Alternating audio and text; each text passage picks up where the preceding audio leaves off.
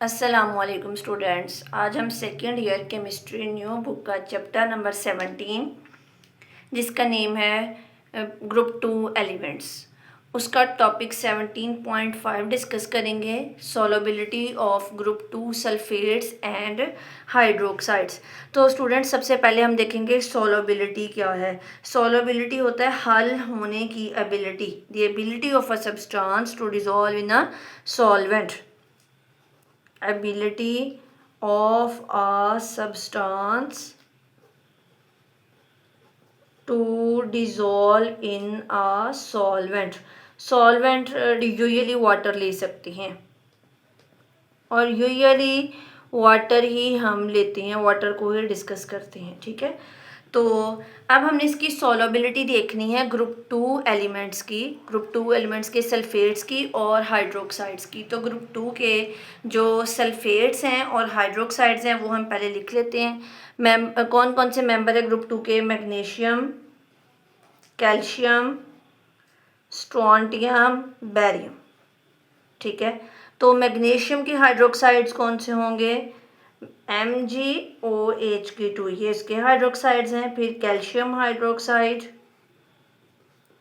Strontium hydroxide और barium hydroxide. फिर हम सल्फेट्स की बात कर लेते हैं। सल्फेट्स कौन कौन से होंगे?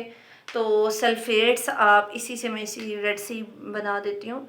सल्फेट्स होंगे MgSO4, magnesium sulphate, calcium sulphate, strontium sulphate और बेरियम सल्फेट। अब हमने इनकी थोड़ी सी डिस्कस करनी है सोलबिलिटी।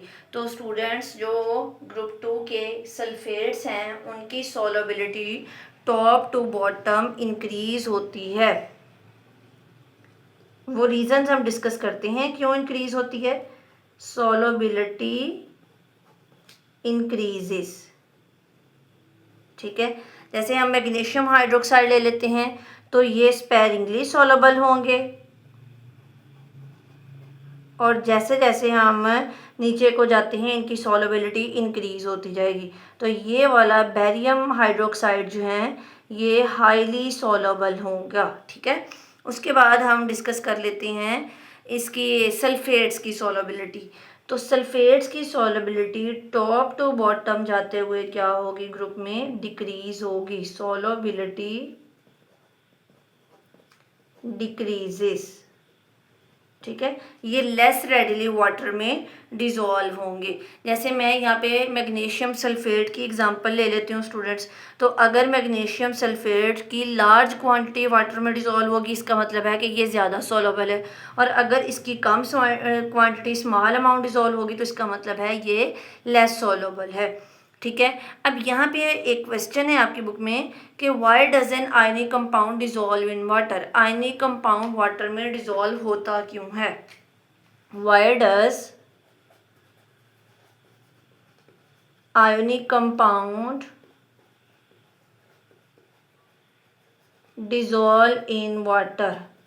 आयनिक कंपाउंड्स कौन से होते हैं? जैसे आप ले लें मैग्नीशियम सल्फेट ले लें, सोडियम क्लोराइड हो जाता है, लेकिन सोडियम जो वो फर्स्ट ग्रुप से बिलोंग करता है तो हम उसको डिस्कस नहीं करेंगे। आप MgSO4 ले लें। MgSO4 क्या है? मैग्नीशियम सल्फेट है। तो बच्चों आयनिक सॉलिड होता है। ये सॉलिड के अंदर मैग्नीशियम के आयन और सल्फेट के जो आयन होते हैं ये strong electrostatic forces of attraction के थ्रू एक दूसरे से हेल्ड हुए होते हैं, जुड़े हुए होते हैं। जब आप मैग्नीशियम सल्फेट को वाटर में डिज़ोल्व करते हैं, ऐड करते हैं, तो वहाँ पे दो चीज़ें हो रही होंगी। एक है आयनिक लैटिस तोड़ना होता है। पहला है ब्रेक आयनिक लैटिस। तो स्टूडेंट्स लैटिस आपने पढ़ा होगा, जैसे break ionic lattice. Magnesium sulphate का तो आपने लैटिस नहीं पढ़ा होगा, लेकिन आपने सोडियम क्लोराइड का पहले ग्रुप से पढ़ा हुआ होता है, वो जिसमें 3 डायमेंशनल स्ट्रक्चर होता है और आयंस जो होते हैं वो बार बार रिपीट हो रहे होते हैं इस तरीके से। ठीक है, और ये इस तरीके से काम हो रहा होता है वहाँ पे। पता नहीं अब आपने पढ़ा हुआ है कि नहीं। तो इन सब के हमने मिड निकाल लेने होते हैं, फिर इनको आपस में ज्वाइन करना है, ये होता है। ठीक है, क्रिस्टल लैटिस। तो मैग्नीशियम सल्फेट का जो क्रिस्टल लैटिस है, जब उसको मैग्नीशियम सल्फेट को हम वाटर में डिज़ोल्व करेंगे तो ये आयनिक लैटिस जो है वो टूटेगा। आयंस को, जो आयंस यहाँ पे हेल्ड हुए हुए हैं इलेक्ट्रोस्टैटिक फोर्सेस ऑफ अट्रैक्शन के थ्रू, वो इस क्रिस्टल में से पहले सेपरेट होंगे, और इन क्रिस्टल्स में से जो आयंस को हमने सेपरेट करना है उनके लिए एनर्जी रिक्वायर होती है। वो एनर्जी कहलाती है लैटिस एंथैल्पी। ठीक है, ions have to separate from crystals, ions have to separate from crystal. ये जो क्रिस्टल मैंने बनाया है इसमें आयंस अरेंज हुए होते हैं, और ये आयंस जो हैं ये सेपरेट होने होते हैं। तो इसकी सेपरेशन के लिए एनर्जी रिक्वायर होती है, दिस रिक्वायर्स एनर्जी। ठीक है, और इस एनर्जी को क्या बोलते हैं? लैटिस एंथैल्पी बोलते हैं। दो चीज़ें अक्कर होती हैं जब हम आयनिक कंपाउंड को वाटर में डिसॉल्व करते हैं। पहली तो है कि लैटिस ने टूटना है, दूसरा है वाटर अट्रैक्ट करेगा सेपरेटेड आयंस को, वाटर अट्रैक्टेड या अट्रैक्ट्स कह लें सेपरेट आयंस। तो इसको अगर मैं आपको बताऊं, ये क्रिस्टल लैटिस है, क्रिस्टल लैटिस में क्या होगा, मैग्नीशियम अलहदा हो गया, मैग्नीशियम के आयन और सल्फेट के आयन अलहदा हो गए। अब इन दोनों आयंस को वाटर ने सराउंड करना है, वाटर ने अट्रैक्ट करना है। तो वाटर का जो नेगेटिव एंड है वो मैग्नीशियम के पॉजिटिव आयन को अट्रैक्ट करेगा। ऑक्सीजन के ऊपर चार्ज होता है पार्शियल नेगेटिव और हाइड्रोजन के ऊपर होता है पार्शियल पॉजिटिव। ठीक है, इस तरीके से। और जो क्रिस्टल लैटिस का जो नेगेटिव आयन है उसको अट्रैक्ट करेगा पानी का पॉजिटिव एंड, इस तरीके से। ठीक है, इसको हर तरफ से सराउंड कर लेगा। तो जब वाटर मॉलिक्यूल्स इन आयंस को सराउंड करेंगे तो वहाँ पे एनर्जी रिलीज होती है। ठीक है, क्योंकि आयंस जो हैं वो अट्रैक्ट होते हैं पोलर वाटर मॉलिक्यूल की तरफ, तो उसको बोलते हैं हाइड्रेशन एंथैल्पी। थ्योरी थोड़ी सी लिख देती हूँ। Water molecules surround the, water molecules surround ions, और एनर्जी रिलीज होगी जब वो वाटर सराउंड करेगा आयंस को, एनर्जी इज रिलीज्ड, और इसको बोलते हैं हाइड्रेशन एंथैल्पी। ठीक हो गया। तो डिसोल्यूशन जो है, डिसोल्यूशन क्या है कि हल होने की जो सलाहियत है वो इन दोनों के कंपैरिजन पे बेस करती है, लैटिस एंथैल्पी के और हाइड्रेशन एंथैल्पी के। तो स्टूडेंट्स, हाइड्रेशन एंथैल्पी जो होती है वो हमेशा नेगेटिव होगी क्योंकि एनर्जी वहाँ पे रिलीज़ हो रही होती है, और जो लैटिस एंथैल्पी है वो हमेशा पॉजिटिव होगी क्योंकि वहाँ पे एनर्जी रिक्वायर होती है, एनर्जी वो एब्जॉर्ब करेंगे, फिर ये लैटिस में से आयंस जो होंगे वो सेपरेट होंगे। तो हाइड्रेशन एंथैल्पी जो है वो डाउन दी ग्रुप डिक्रीज़ होती है। उसके डिक्रीज़ होने की वजह क्या है? क्योंकि down the group atomic size और आयनिक साइज इंक्रीज हो रहा होता है, इंक्रीज होगा। लेकिन आपने पढ़ा हुआ है जैसे मैग्नीशियम है, मैग्नीशियम के ऊपर भी चार्ज +2 है, कैल्शियम के ऊपर भी +2 है, स्ट्रोंटियम के ऊपर भी +2 है, और बेरियम के ऊपर भी +2 है। चार्ज सबके ऊपर +2 ही है, लेकिन आयन ऊपर से नीचे आते हुए क्या हुई जा रहा है? लार्जर हुई जा रहा है क्योंकि इनका साइज़ बढ़ रहा है। ठीक है, और यहाँ पे अगर इसका साइज़ मैं कहती हूँ छोटा है, तो उस छोटे से साइज़ के अंदर, छोटे से एरिया के अंदर +2 चार्ज कंसनट्रेटेड है, फिर साइज़ बड़ा हो गया, बड़े के अंदर +2 चार्ज कंसनट्रेटेड है, फिर और बड़ा हो गया, और फिर और बड़ा हो गया।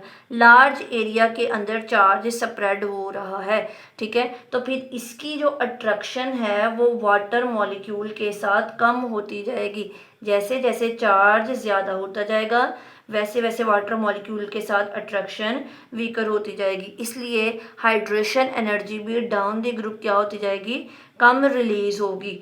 ठीक है, एनर्जी कम रिलीज होगी तो हाइड्रेशन इंथैल्पी जो है वो down the group less negative होती जाती रहती है। तो स्टूडेंट्स अगर स्मॉलर आयन होगा तो हाई चार्ज डेंसिटी होगी। चार्ज डेंसिटी का मतलब है कि छोटे से एरिया के अंदर +2 चार्ज कंसेंट्रेटेड है। स्मॉल आयन है, हाई चार्ज डेंसिटी है, ये वाटर मॉलिक्यूल्स को अपनी तरफ ज़्यादा स्ट्रांगली अट्रैक्ट करता है। हायर हाइड्रेशन एनर्जी होगी, मोर नेगेटिव होगी, और ये हाइड्रेशन एनर्जी जो है वो ऊपर से नीचे आते हुए जो है वो लेस नेगेटिव होती है, क्योंकि ऊपर से नीचे आते हुए एनर्जी कम रिलीज होगी जैसे जैसे आप डाउन द ग्रुप मूव करते हैं, क्योंकि आयंस का साइज क्या हुई जा रहा है, ज़्यादा हुई जा रहा है। तो लिखेंगे लेस एनर्जी इज रिलीज्ड, क्यों, क्योंकि आयन साइज गेट्स लार्जर। ठीक है, उसके बाद हम लैटिस एंथैल्पी देख लेंगे। तो लैटिस एंथैल्पी में डाउन द ग्रुप वो इंक्रीज होगी या डिक्रीज होगी, अब हमने वो देखनी है लैटिस एंथैल्पी। तो स्टूडेंट्स जो लैटिस एंथैल्पी है वो डिपेंड करती है चार्ज पे और साइज पे, depend on charge on ion and size on ion, size on ion या ऑफ कर ले। ठीक है, तो अगर तो कैटाइंस और एनाइंस का, कैटाइंस और एनाइंस का साइज कंपेरेबल होगा, मतलब एक दूसरे के बराबर बराबर होगा, ये थोड़ा बहुत जस्ट डिफरेंस होगा, तो अट्रैक्टिव फोर्सेस जो हैं, जैसे हम मैग्नीशियम +2 और सल्फेट में ले लेते हैं, अगर तो इनके साइजेस कंपेरेबल हैं, एक दूसरे के पास पास थोड़ा सा डिफरेंस है, तो अट्रैक्टिव फोर्सेस जो होंगी वो स्ट्रॉन्गर होंगी और लैटिस एनर्जी हायर होगी। ठीक है, लेकिन अगर एक आयन का साइज जो है वो ज़्यादा बड़ा है, एक का छोटा है और दूसरे का साइज़ ज़्यादा बड़ा है, तो वहाँ पे इनके दरमियान में फोर्सेस जो होंगी वो क्या हो जाएंगी, वीकर हो जाएंगी, और कंपाउंड्स की लैटिस एनर्जी क्या होगी, यहाँ पे फोर्सेस वीकर है तो लैटिस एनर्जी जो होगी लो होगी। ठीक है, तो आपने इसको याद रखना है कि अगर तो साइज़ कंपेरेबल होगा तो लैटिस एनर्जी जो होगी वो ज़्यादा होगी, क्योंकि इनमें अट्रैक्शन ज़्यादा होगी, और अगर जो है वो एक छोटा है एक बड़ा है तो अट्रैक्शंस जो है वो वीक हो गई हैं, तो ये आसानी से टूट सकते हैं, तो लैटिस एनर्जी कम हो।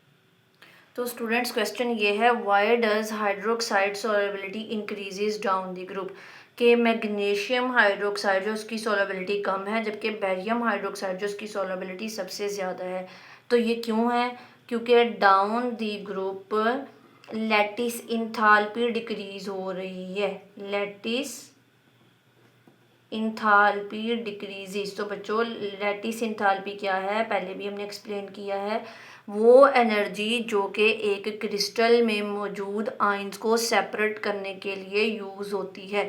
तो हमने देखा कि ऊपर से नीचे आते हुए जो आयन का साइज़ है वो बड़ा होता जा रहा है। ठीक है, पॉजिटिव आयन जो है वो बड़ा होता जा रहा है, जब वो बड़ा होता जाएगा तो उसकी नेगेटिव आयन के साथ जो अट्रैक्शन है वो वीकर होती जाएगी, दोनों में डिस्टेंस ज़्यादा होता जाएगा, पॉजिटिव में और नेगेटिव में डिस्टेंस जो है वो ज़्यादा होता जाएगा, और जितना ज़्यादा डिस्टेंस ज़्यादा होता जाएगा उनको सेपरेट करना, electrostatic forces of attraction weaker होती जा रही है, उनको तोड़ना उतना ही ज़्यादा आसान होगा, और जितना ज़्यादा तोड़ना आसान होगा एनर्जी उतनी ही कम लगेगी। ठीक है, तो down the group lattice enthalpy क्या होगी, डिक्रीज होगी। तो साथ ही हाइड्रेशन इंथैल्पी भी डिक्रीज होगी, हाइड्रेशन इंथैल्पी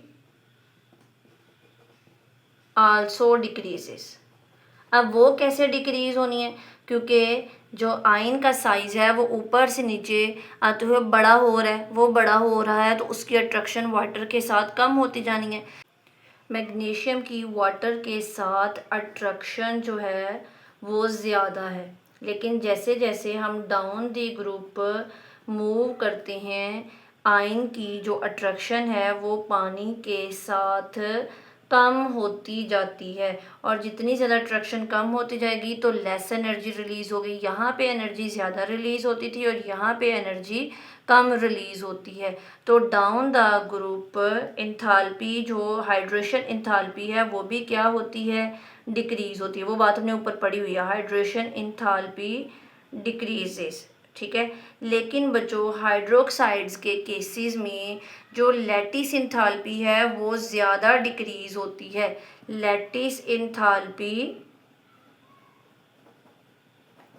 इज ग्रेटर, या decrease in lattice enthalpy, decrease in lattice enthalpy is greater than hydration enthalpy, ठीक है। अब लैटिस इंथाल्पी यानी कि एनर्जी कम रिलीज़ होती है, बैरियम हाइड्रोक्साइड में एनर्जी कम रिलीज़ होगी, ठीक है। Lattice become easier to break, तो डी सोल्यूशन जो होगी, जो हल होने की सलाहियत है वो ज़्यादा फेवरेबल होगी, तो ऊपर से नीचे आते हुए सॉल्युबिलिटी क्या होती है, इंक्रीज़ होती है। लेकिन जो आपके पास हाइड्रोक्साइड्स हैं ग्रुप 2 के सल्फेट सॉरी, उनमें ये केस डिफरेंट होगा। लेकिन बच्चों सल्फेट्स के केसेस में, जो आपके ग्रुप 2 के सल्फेट्स हैं उनके केसेस में ये काम डिफरेंट होगा। उनके केसेस में क्या होता है, जो हाइड्रेशन इंथाल्पी भी डिक्रीज़ होती है, सेम वही है, हाइड्रेशन इंथाल्पी भी डिक्रीज़ होगी और लेटिस इंथाल्पी भी डिक्रीज़ होगी। लेकिन सल्फेट्स के केसेस में जो हाइड्रेशन इंथाल्पी डिक्रीज़ है, hydration enthalpy decrease is more significant, वो ज़्यादा डिक्रीज़ होगी as compare to lattice enthalpy, जिसकी वजह से डी सोल्यूशन जो है वो वीकर हो जाएगी। तो down the group D solution जो है वो वीक होती है, solubility decreases down the group, ठीक है। D solution becomes less favorable down the group। तो ये था आज का हमारा टॉपिक। आई होप सो कि आपको समझ आ गई होगी।